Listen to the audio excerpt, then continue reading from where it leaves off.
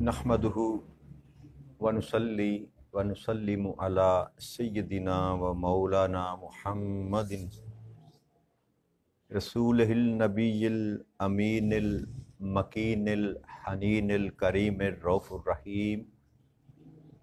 अम्मा बाद फ़ऊज़ु बिल्लाहि मिनश शैतानिर रजीम। बिस्मिल्लाहिर रहमानिर रहीम। वाजिबुल एहतराम साथियों, अल्लाह ताला का बेपनाह लुत्फ़ व करम और उसका एहसान अजीम है कि जिसकी तौफीक से हम उसके ज़िक्र के लिए उसके घर में जमा हैं। आज हम अल्लाह की तौफीक से 10वें पारे में सूरह तौबा की आयत नंबर 39 से अपने सबक का आगाज़ करेंगे। अल्लाह करीम ने इरशाद फरमाया, इल्ला तनफिरू युअज़्ज़िबकुम अज़ाबुन अलीमम व यस्तब्दिल कौमन गैरकुम वला तदुर्रुहु शैआ वल्लाहु अला कुल्ली शैइन कदीर। और अगर तुम ना निकलोगे तो वो तुम्हें दर्दनाक अजाब में मुब्तला फरमाएगा और तुम्हारी जगह किसी और कौम को ले आएगा और तुम इसे कुछ भी नुकसान नहीं पहुंचा सकोगे, और अल्लाह हर चीज़ पर बड़ी कुदरत रखता है। यह आयत मुबारक जो कल हमने जिस पर गुफ्तगू अपनी ख़त्म की थी, आयत नंबर 38 पर, इसमें अल्लाह ने फरमाया था ईमान वालों को कि तुम्हें क्या हो गया कि जब तुमसे ये कहा जाता है कि अल्लाह के रास्ते में जहाद के लिए निकलो तो तुम बोझल होकर ज़मीन के साथ चिमट जाते हो, ज़मीन की तरफ झुक जाते हो। और क्या तुमने आखिरत के बदले में इस दुनिया की ज़िंदगी जो है इसी पर अपने आप को राज़ी कर लिया? तो याद रखो, आखिरत के मुकाबले में ये जो ज़िंदगी है इसकी कोई हैसियत नहीं मगर थोड़ी सी। यहाँ पर हमने कल अपनी बात ख़त्म की थी। तो इससे अगली आयत करीमा जिस पे हम सबक आज शुरू कर रहे हैं, उसने अल्लाह ने फरमाया कि अगर तुम ना निकलोगे, अल्लाह और अल्लाह के रसूल के बुलाने पर तुम अल्लाह के रास्ते में जहाद करने के लिए ना निकलोगे तो वो तुमको दर्दनाक अजाब में मुब्तला कर देगा। पहली तो वही ये सुनाई कि अगर तुम अल्लाह और अल्लाह के रसूल के हुक्म के मामले में सुस्ती करोगे, ना मानोगे, इनकार करोगे तो तुम्हें दर्दनाक अजाब दिया जाएगा। और फिर दूसरी बात यहाँ जो रब्बे करीम ने इरशाद फरमाई वो ये कि तुम्हारी जगह अल्लाह किसी दूसरी कौम को ले आएगा। ये भी तंबीह फरमाई उन लोगों को जो उस वक़्त मदीना मुनव्वरा में नबी अकरम सल्लल्लाहु अलैहि वसल्लम के साथ मौजूद थे, ईमान वाले थे। और एक बात ज़हन में रखिएगा, जैसे मैंने शायद परसों भी बात की थी कि ये तमाम मोमिनीन से खिताब तो किया जा रहा है, मगर जिन लोगों ने उस तबूक की जंग में जाने से पसो पेश किया था वो चंद लोग थे। तो लिहाजा इस आया करीमा का कयास सारे सहाबा पर नहीं किया जाएगा कि सारे ही सहाबा ऐसे थे।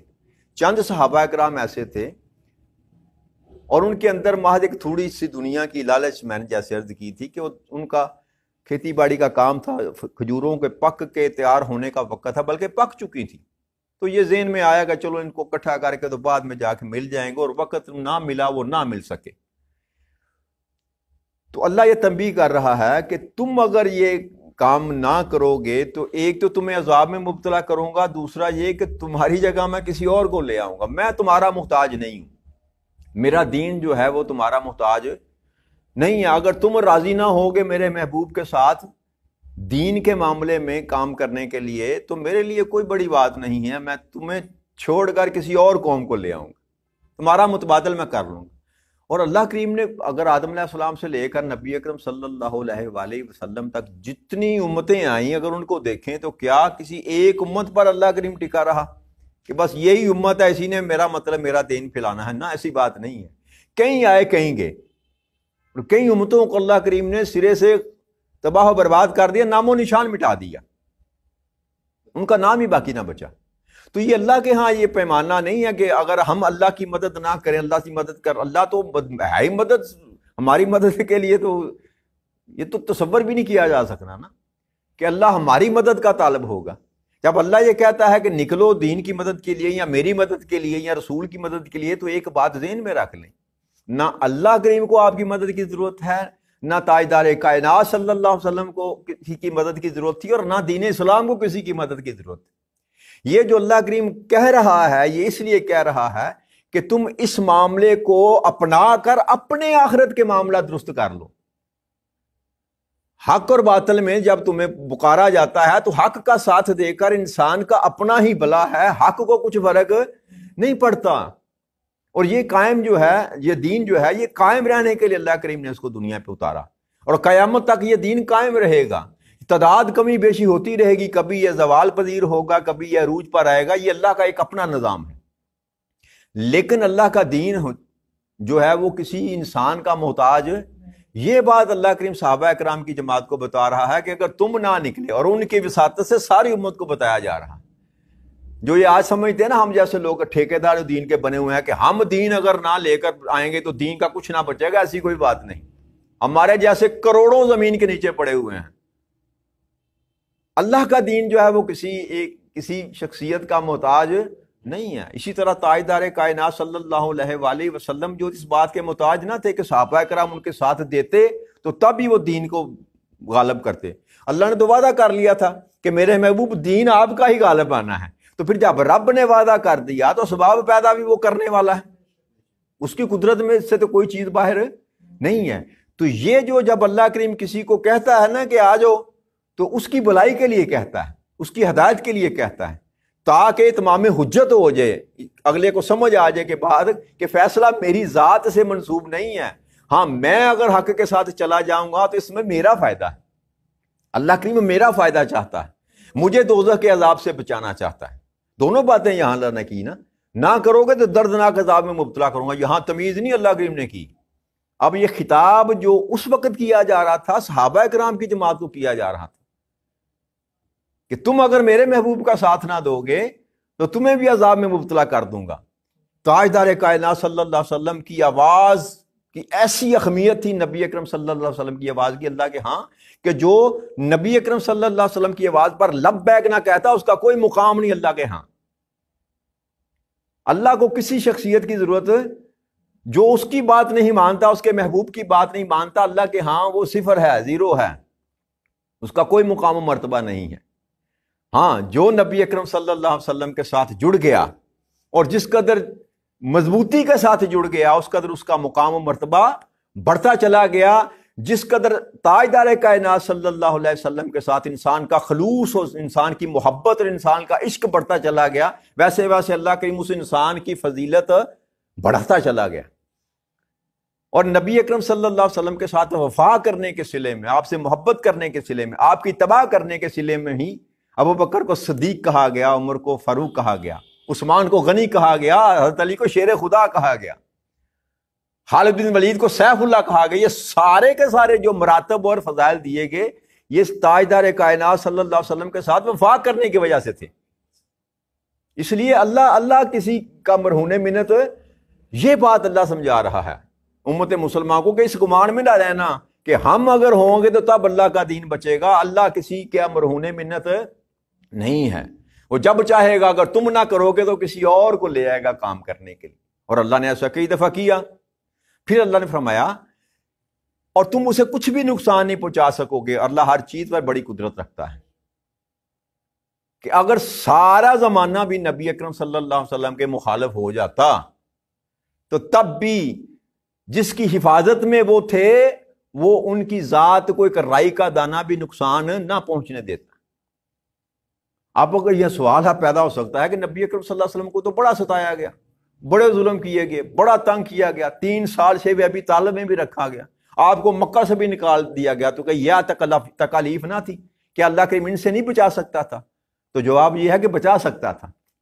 اللہ کے ہاں اللہ کی یہ قدرت تھی، اللہ کی یہ قدرت تھی۔ اگر اسماعیل علیہ السلام کو چھری کے نیچے سے نکال سکتا ہے تو یہ کون سا اتنا بڑا کام تھا۔ مگر یاد رکھیے گا کہ جب اللہ کو مرتبہ عطا کرتا ہے، جب کو مقام عطا کرتا ہے تو آزمائش بھی اسی قدر بڑی ہوتی۔ یہ جو نبی اکرم صلی اللہ علیہ وسلم کے ساتھ معاملات ہوئے نا زندگی میں، یہ آقا کریم صلی اللہ علیہ وسلم کی آزمائش تھی، کیونکہ مقام اتنا بڑا عطا کیا گیا تھا، تو اس کے لیے یہ لازم اور ملزوم ہوتا ہے۔ یاد رکھیے گا جب اللہ کو مرتبہ عطا کرتا ہے، کسی کو فضیلت دیتا ہے، تو اس کے ساتھ آزمائش بھی لازمی ہوتی۔ تو یہ وہ آزمائش کا سلسلہ تھا، مگر نہ اگر اللہ چاہتا تو کوئی بھی نہ نبی اکرم صلی اللہ علیہ وسلم کے راستے میں کوئی کانٹے بچھا سکتا تھا، نہ آپ کو کوئی تکلیف پہنچا سکتا تھا، نہ شیب ابی طالب میں آپ کو قید کیا جا سکتا تھا. کہ اللہ نہیں دیکھ رہا تھا، اللہ دیکھ رہا تھا. مگر یہ نظام ہے اللہ کریم کا. یا ایک بات اور ذہن میں رکھیے گا، اس زمین پر جو بھی معاملات چل رہے ہیں وہ فطرت کے مطابق چلتے ہیں. اللہ نے ایک نظام وضع کیا ہے، اس نظام کے تحت یہ سارا سسٹم چل رہا. قدرت کے ساتھ اللہ کریم اس نظام کو نہیں چلاتا. قدرت وہ کبھی کبھی قدرت کا اظہار کرتا ہے، جس کو آپ معجزہ کہہ لیں.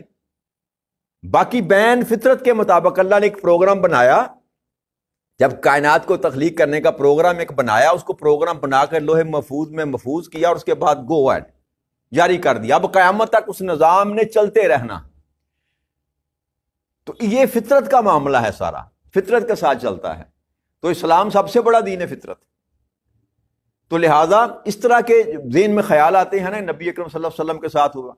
اب ذہن میں یہ بات ایک اور رہے، کعبۃ اللہ کیا ہے؟ اللہ کا گھر ہے. تو کیا کعبۃ اللہ کو نہیں جلایا گیا؟ کعبۃ اللہ کو مسمار نہیں کیا گیا؟ تو پھر ہر دفعہ اللہ نے نہیں بچایا. تو جب بچانے کے لیے اس کا دل کیا تو اس نے بچا بھی لیا. ابرہا کا لشکر آیا کعبہ کو تباہ کرنے کے لیے، تو اللہ نے ابابیلوں سے ابرہا کے لشکر کو ایسے کہتے نیست و نابود کر دیا. تو قدرت کا وہ اظہار کرتا ہے، مگر کبھی کبھی، مگر جب اس کا دل چاہے. وہ ہر چیز پر قادر ہے، یہ فرما رہے ہیں واللہ علی کل شیء قدیر. اس بات کو کبھی نہ بولنا کہ اللہ جو ہے اس ہستی کا نام ہے کہ جو ہر چیز پر قدرت رکھتا ہے. اگر وہ اس کا اظہار نہیں کر رہا تو اس کا مطلب یہ نہیں ہے کہ وہ کمزور ہو گیا. بس اس کی منشا، اس کی مرضی، اس کا اپنا پروگرام. وہ جب چاہتا ہے، جس وقت چاہتا ہے، اپنی قدرت کا ظہور کر دیتا ہے. وہی نبی اکرم صلی اللہ علیہ وآلہ وسلم جن کو پتھر سلام کیا کرتے تھے، جن کے ہاتھوں میں پتھر کلمہ پڑا کرتے تھے. جی تو بات صرف اتنی ہے کہ اللہ نے یہ سارا نظام جو ہے یہ فطرت کے تحت چلایا. اس لیے اسباب کی دنیا ہے تو اسباب ضروری ہیں. اسباب وگرنہ جنگ بدر جو ہوئی وہاں پر 313 صحابہ کو لے کر جانے کی ضرورت ہی پیش نہ آتی. کن فیکون کا مقام رب کے پاس ہے، کہتا ہو جا تو ہو جاتا. جی لیکن دنیا چونکہ اسباب کی پیدا کی تو اللہ کریم نے فرمایا کہ اپنے محبوب سے کہ ان کو لے کر وہاں تک جائیں، باقی معاملہ میرا ہے. لیکن تاکہ رہتی دنیا تک یہ نظام جو ہے لوگوں کی سمجھ میں آ جائے کہ صحیح کرنا، کوشش کرنا جو ہے یہ انسان کے اختیار میں دیا اللہ کریم نے. بغیر کوشش صحیح کے فوج کو لے کر جائیں، وہاں پر قیام کریں، تلواریں جتنی بھی یہاں نکال لیں، بعد دشمن کے سامنے مقابلہ کریں، فتح دینا میرا کام. پھر اللہ نے مدد بھی کی، فتح بھی دی. تو یہ اللہ فرما رہا ہے کہ تمہاری ہرگز مجھے ضرورت نہیں ہے، تمہارے بغیر بھی میں نظام کو چلا سکتا ہوں. مگر کیا ہے کہ اگر ہم دین کا کام نہ کریں، میں دین کا کام نہ کروں، آپ دین کا کام نہ کریں، تو دین کا کیا بگڑے گا؟ نقصان اسی کا ہے جو اللہ کے دین کو چھوڑ دے گا، اللہ کے دین کی خدمت نہ کرے گا، اللہ کے راستے میں جہاد نہ کرے گا. اور جہاد کی دو قسمیں جو ہے نا، بڑی جو قسموں میں سے وہ یہ ہے کہ یا جان سے جہاد کیا جائے یا مال سے جہاد کیا جائے. اگر انسان تندرست ہے، توانا ہے، تو پھر اس کے لیے حکم جو ہے وہ جان سے جہاد کرنے کا. اور اگر کمزور ہے، نحیف ہے، بوڑھا ہے، کمزور کسی وجہ سے جان سے جہاد نہیں کر سکتا اور مالدار ہے تو پھر مال کے ساتھ جہاد کرے، معافی کوئی نہیں ہے. اور ایک اور بات یاد رکھیے گا، یہاں اللہ کریم نے جہاد پر نہ جانے کی وجہ سے فرمایا کہ میں تم کو دردناک عذاب میں مبتلا کروں گا. اور جہاد فرض ہے، جہاد فرض ہے. تو اسی طرح یاد رکھیے گا نماز، روزہ، حج اور زکوٰۃ یہ بھی فرض ہے. فرض ہونے میں ان سب کا جو ہے وزن ایک جیسا ہے. لہذا اگر جہاد نہ کرنے کی وجہ سے عذاب انسان پر مسلط کیا جائے گا تو نماز نہ پڑھنے کا بھی عذاب ہوگا، روزہ نہ رکھنے کا بھی عذاب ہوگا، زکوٰۃ نہ دینے کا بھی عذاب ہوگا. اور اگر پیسے مال پاس ہیں، وسائل ہونے کے باوجود حج نہ کرے گا تو اس کا بھی عذاب دیا جائے گا. کیونکہ فرض ہونے میں ان کے مقام میں کوئی فرق، فرضیت سب کی ایک جیسی. تو یہ بھی بات ذہن میں رکھنی چاہیے کہ نماز جو ہے اگر وہ انسان ادا نہیں کرتا تو وہ بھی انسان کے لیے عذاب میں مبتلا ہونے کا سبب بنے گی. لہذا فکر کرنی چاہیے. تو پھر اللہ کریم نے آگے ارشاد فرمایا الا تنصروہ فقد نصر اللہ، اور اگر تم ان کی مدد نہ کرو گے تو اللہ نے تو ان کی پہلے بھی مدد کی تھی.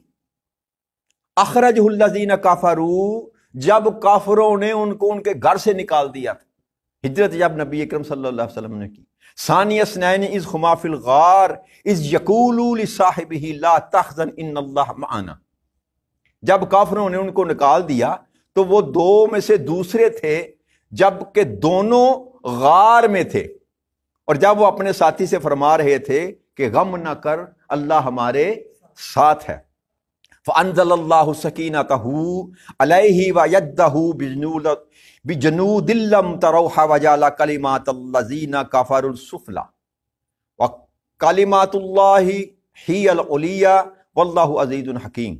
اور یہ کہ اللہ کریم نے ان پر اپنی تسکین نازل فرمائی اور انہیں ایسے لشکروں کے ذریعے قوت بخشی جنہیں تم نہ دیکھ سکے، اور اس نے کافروں کی بات کو پست کر دیا، اور اللہ کا فرمان بلند و بالا ہے، اللہ غالب حکمت والا ہے، اللہ غالب حکمت والا ہے. تو یہ اللہ کریم نے اس ہجرت کا ذکر کیا کہ تم نہ مدد کرو گے تو میں نے تو اپنے محبوب کی تب بھی مدد کی تھی جب ان کو ان کے مکہ کے گھر سے لوگوں نے نکال دیا تھا، تو ان کے گھر میں پہرا لگا کر سارے مکے کے سرداروں کے بڑے بڑے نوجوان جو وہ کھڑے تھے پہرا دے رہے تھے کہ آج ہم نے قتل کر دینا ہے. مگر اللہ کریم وہاں سے نکال کر نبی اکرم صلی اللہ علیہ وسلم کو بحفاظت مدینہ لے کر آیا. اللہ فرمایا تیری مدد، تمہاری مدد کے بغیر میں اپنے محبوب کی مدد کر چکا ہوں اور اب بھی کر لوں گا، اب بھی کر لوں گا. تو آج میں یہی بات کو ختم کرتا ہوں اسی آیا مبارکہ پر، کیونکہ یہ ایک بہت خوبصورت موضوع ہے. یہ بھی سیدنا صدیق اکبر رضی اللہ تعالیٰ عنہ کی فضیلت کا باب ہے. تو اس پر میں انشاءاللہ اللہ کی توفیق سے کل اس پر ہم گفتگو کریں گے، اس آیت نمبر 40 پر. وما علینا الا البلاغ المبین. والسلام علیکم ورحمۃ اللہ وبرکاتہ.